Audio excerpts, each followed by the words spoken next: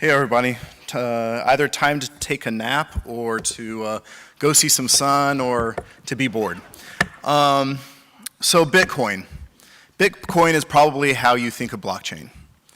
Well, Bitcoin is obviously not the only way that blockchain has been initiated.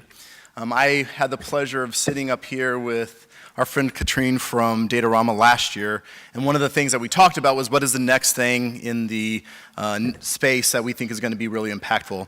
And I happened to say blockchain at that point last year, and now I'm up here this year actually talking about it, which is pretty cool. If you think about the Bitcoin, the technology behind Bitcoin is that it has a shared distributed network that allows the passage of private information very quickly, real time, and it basically connects a lot of the data points so there's no confusion, and it's really easy to get to the data in a transparent way. So the technology around Bitcoin is actually extracted. If you extract that technology, it's really more about the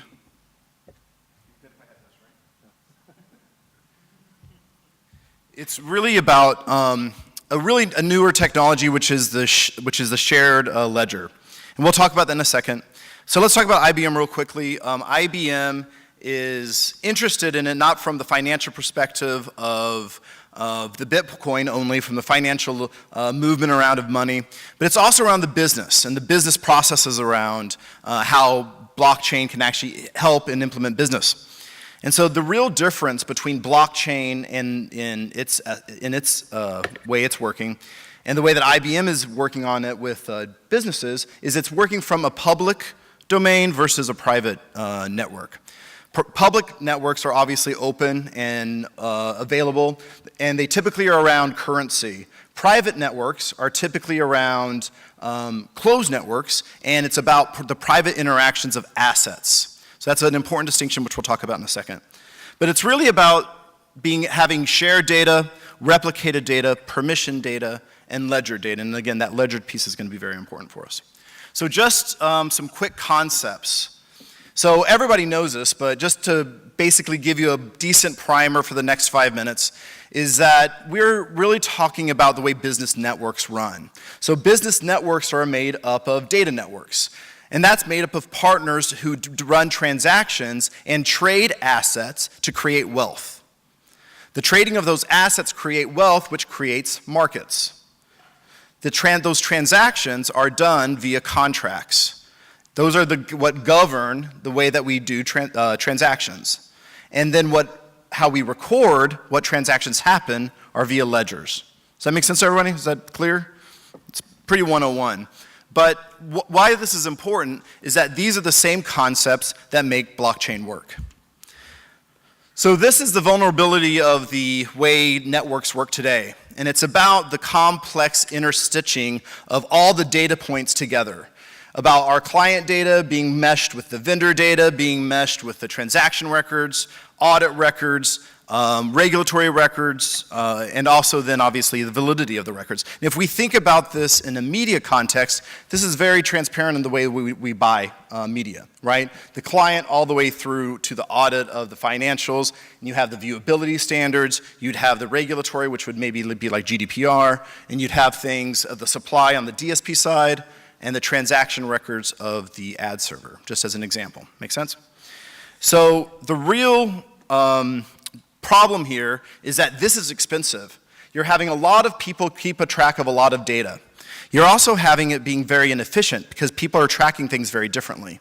And in addition to that, it's also highly vulnerable. Any breakage of the system can break further chains in the system, but it can also be problematic because it's very receptive to fraud. So people can go in and change things without any tractable unit. So the real problem here on the efficiency side is, these are those little books, is that it's all based off people holding different ledgers. Ledgers are the source of truth for business, and it's the problem that we see today that everybody's keeping their own ledger. And the keeping of that own ledger does not allow you to have the transparency of the data flowing. So that's what blockchain actually serves to protect against. And it's the first constituent of the blockchain, and it's the linkages around that. It's based off of 4 links in the blockchain. The first linked is that shared ledger. That shared ledger is only appendable, You cannot delete, you cannot change. It's appendable only. That shared ledger is shared and distributed across all of the business partners, which allows it to be the single source truth of the entire transactional record. So valid data interacting with all of the different partners. This next piece is about the smart contract. The smart contract is simply a business rule that allows you to say whether a transaction is working or not. It's Boolean logic, is did something happen, did that happen, yes or no, and then yes, you have a transaction. It's really simple, but it's now put into a system. It's not put onto a Excel spreadsheet or into, I don't know, QuickBooks. It's put into a system of record that allows this to be automated and pushed against from a transactional perspective real time. Again, a very important piece of the puzzle. Those smart contracts and the compilation of those smart contracts make the Hyperledger fabric. It's a very fancy word, isn't it? My suit's made out of that, by the way. That Hyperledger fabric allows the actual chain coding across the entirety of the blockchain.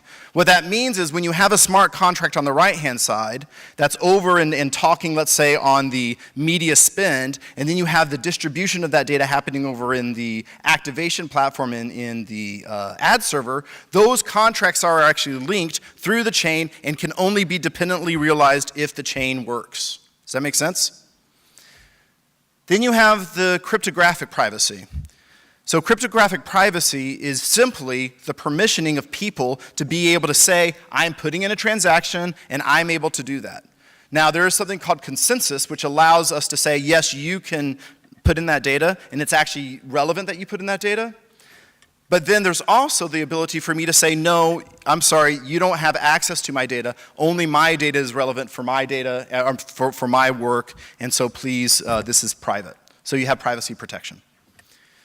Finally, you have the proof.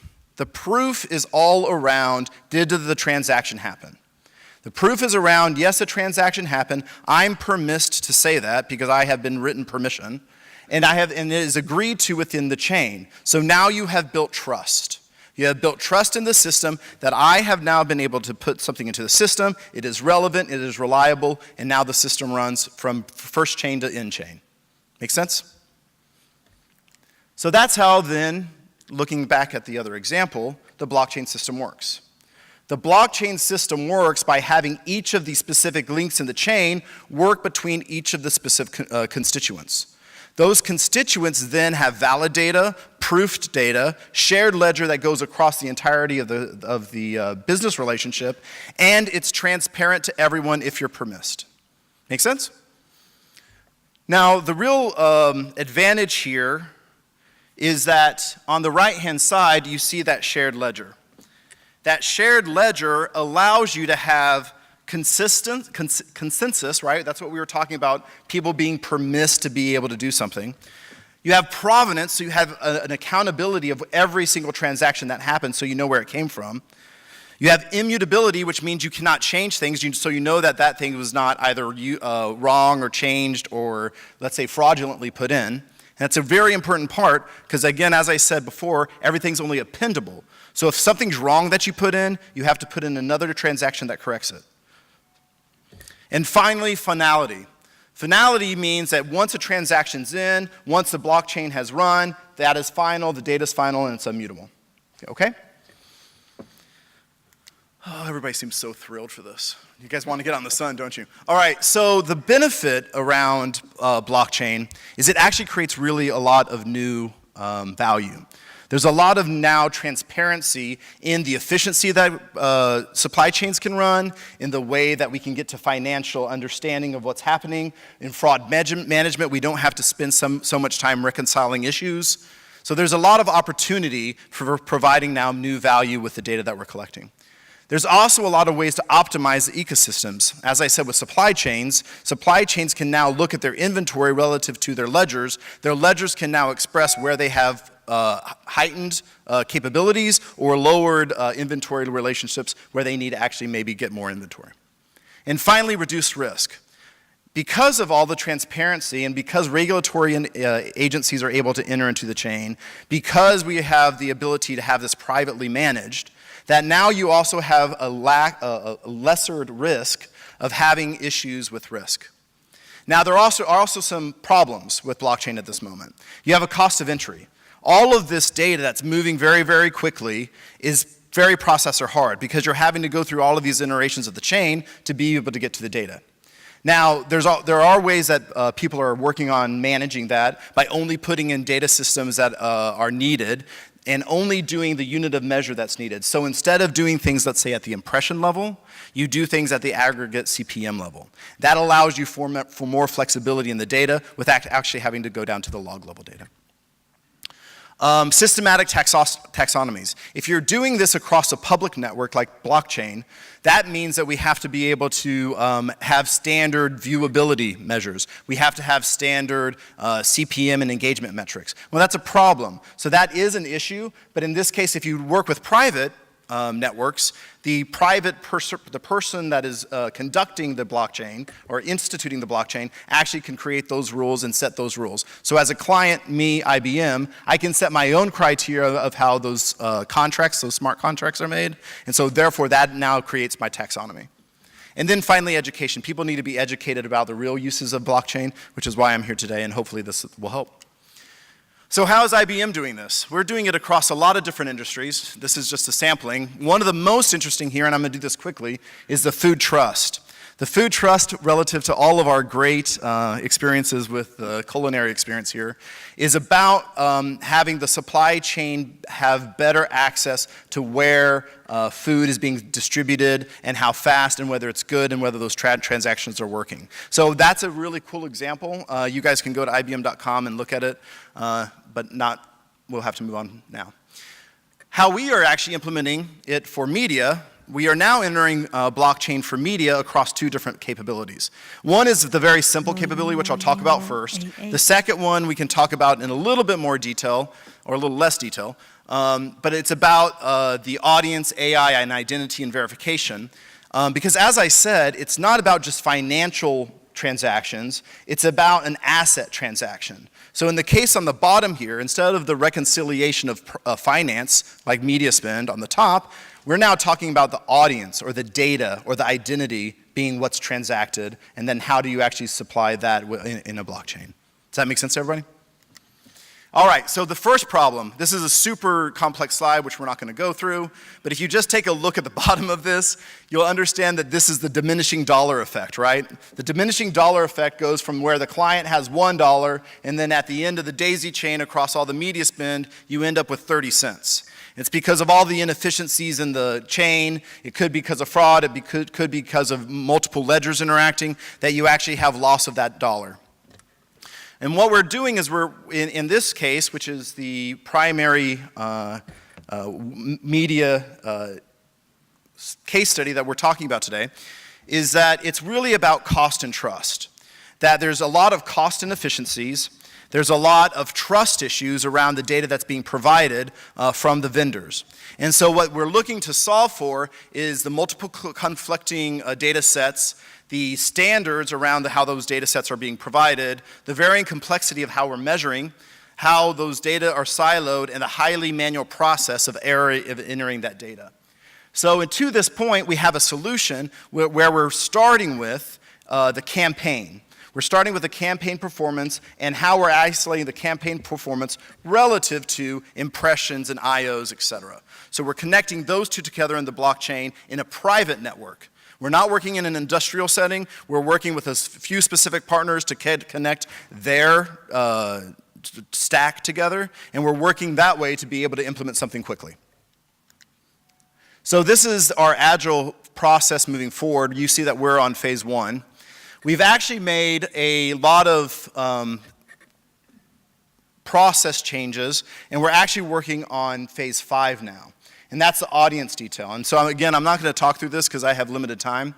But if you'll notice, we're starting off with a very minimal viable product, which is getting to a private understanding of how we can get to a reconciliation of performance versus IO. But now we're actually moving into the data and encryption of identity, which is really just talking about working from anonymous data to identified data. And if you think about that data person being transacted across your paid media exposure, your audience detail, your digital analytics, there's all of these contracts that are being made to actually push that person around, right? From your DMP to your DSP, from your DSP to your ad server, from your ad server to on-site visitation, from your on-site visitation to your registration. So each of those takes a specific contract. Each of those takes a specific understanding of what that value is for that individual. I'm going to add one more piece of good news here, is that it also works when you start talking about GDPR and compliance. The best and biggest opportunity, I think, in the quickest manner is for GDPR. And why I think that is if you think about everything from track me all the way to forget me, is those are all transactional memories that we have to take into account. All of those are allowing us to make an understanding of, I have a shared ledger of something that's happening, an opt-in.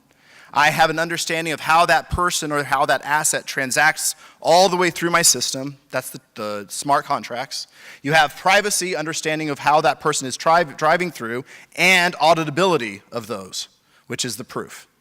So GDPR and our ability to track privacy-related data is going to help us could help us through a blockchain mechanism. There are some absolute benefits to this. For the corresponding participants, so for advertisers, publishers, ad agencies, and the tech providers, there's absolute benefits, and we can talk through those in detail outside. And then there's also ways that you can get started today. You can get started today by simply learning more about. There's a lot of information about there. IBM does a really great job about teaching. We have a lot of data out there, so please feel free to go there. You can also schedule a simple blockchain workshop. You can talk to us about that afterwards. You can develop a blockchain application. We have a platform where you can do this, and you can activate and grow your own blockchain network. I did that last piece really quickly because my time's up.